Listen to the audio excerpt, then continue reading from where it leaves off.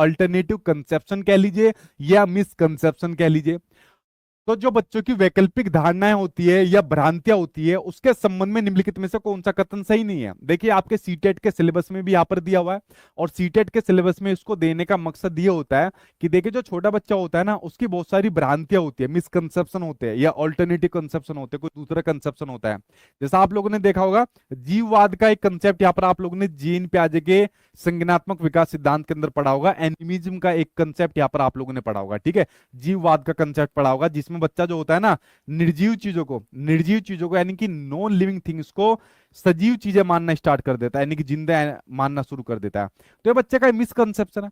ये alternative conception यहाँ पर होता है, जैसा आपके सीटेट के एग्जाम में आया था क्वेश्चन, अभी जो पिछली बार आया था, ठीक है, कि भगवान बारिश के पानी को बाल्टियों पर ढो ढो के थक गए थे, इसलिए उन्होंने ऊपर से ही बारिश करना डायरेक्ट स्टार्ट कर दिया। भाई बच्चे की मिसकंसेप्शन है, जैसे हमारे भी होते थे।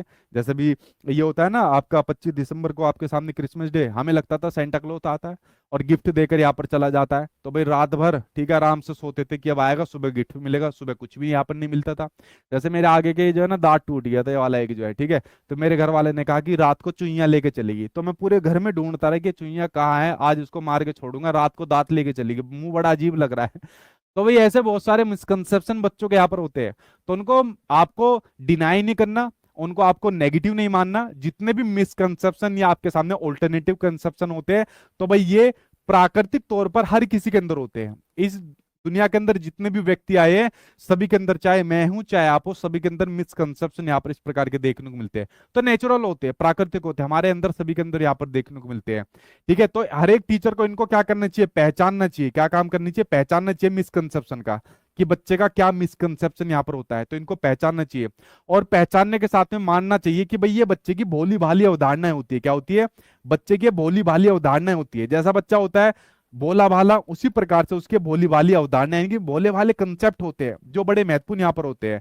और ये जो मिसकंसेप्शन होते हैं ना, ये सहज होते हैं, ठीक है, ये सहज होते हैं, यानी कि बच्चे के अंतर्ज्ञान पर आधारित होते हैं, तो बच्चे के लिए सहज होते हैं, ठीक है। यानी कि बच्चा अपने आप इस प्रकार के मिसकंसेप्शन बना लेता है। जैसे हम लोग जब स्कूल में पढ़ते थे ना, तो कार्ड आते थे, कार्ड WWE आप लोगों ने देखा है, तो कार्ड आते थे, लाइक उसके ऊपर अंडरटेकर बना हुआ है, ब्रोक लेसनर बना हुआ है, जो फाइट करते थे, ठीक है, हम उन कार्ड को खेलते थे। तो WWE के अंदर एक रेसलर आता अंडरटेकर, वो कई बार मर गया और मरने के बाद जिंदा हो जाता था।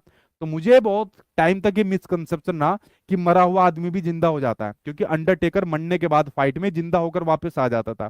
तो भाई ये सब मिसकंसेप्शन यहाँ पर होते हैं, लेकिन ये बड़े महत्वपूर्ण होते हैं, ये हर बच्चे के अंदर होते हैं, हर व्यक्ति के अंदर यहाँ पर होते हैं, इसलिए हमेशा इनको वेरी वेरी इंपॉर्टेंट मानना चाहिए, ठीक है। एक अध्यापक को हमेशा वेरी वेरी इंपॉर्टेंट यहाँ पर मानना चाहिए।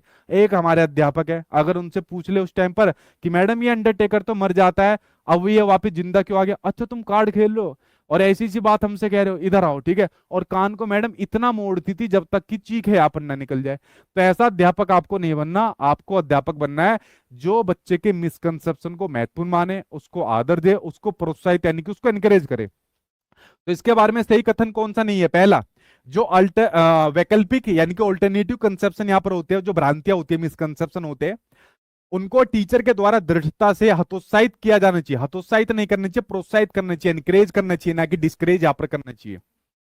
दूसरा कहता है जो वैकल्पिक धारणाएं और भ्रांतियां होती है, उनका निर्माण बच्चों तथा वयस्कों में एक स्वाभाविक प्रक्रिया है, एक नेचुरल प्रोसेस है। भाई अभी तो मैंने बताया, ये एक नेचुरल प्रोसेस है।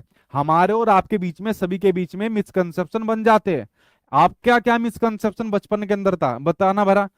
सोनू तेरा क्या था मिसकंसेप्शन, या कोई भी अल्टरनेटिव कंसेप्शन था कुछ बचपन के अंदर? कुछ भी नहीं था तेरा ऐसे?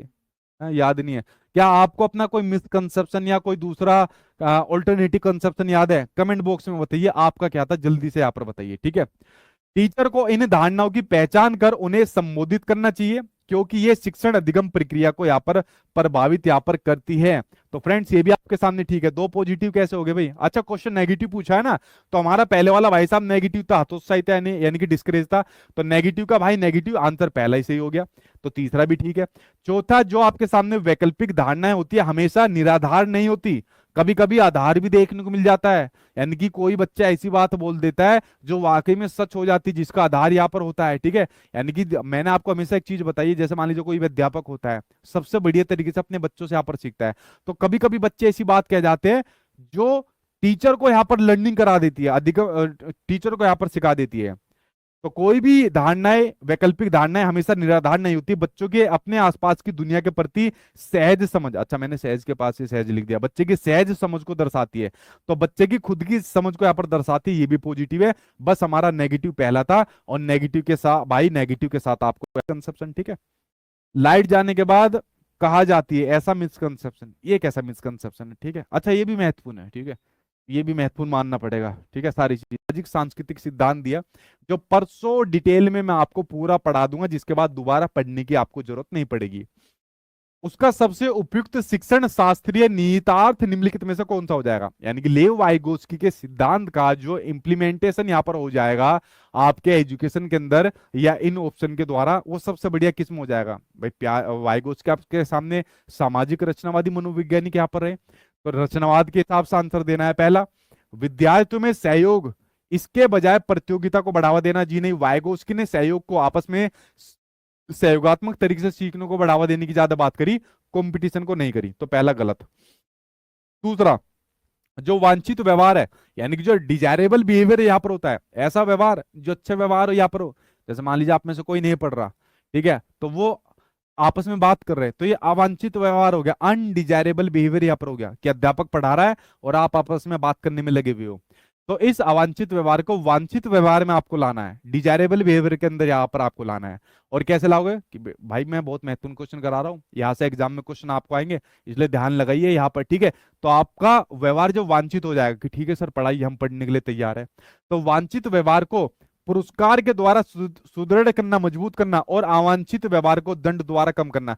पहली बात तो आप बच्चों को किसी भी प्रकार से पनिशमेंट नहीं दे सकते, और अगर बच्चे के अवांछित व्यवहार को, मान लीजिए क्लासरूम में बच्चा शैतानी कर रहा है, पढ़ नहीं रहा, आपस में बात कर रहा है, तो अवांछित व्यवहार को वांछित व्यवहार में कन्वर्ट करना है, अच्छे व्यवहार में कन्वर्ट करना है, तो आपको उसको समझाना पड़ेगा, आपके शिक्षण के ऊपर काम करना पड़ेगा, ना कि पुरस्कार। कितना पुरस्कार दोगे, तो ये जो बात हो रही है ये व्यवहारवाद के हिसाब से बात हो रही है, तो ये भी नेगेटिव हो जाएगा। व्यवहारवादियों ने इस वाली बात को कहा था।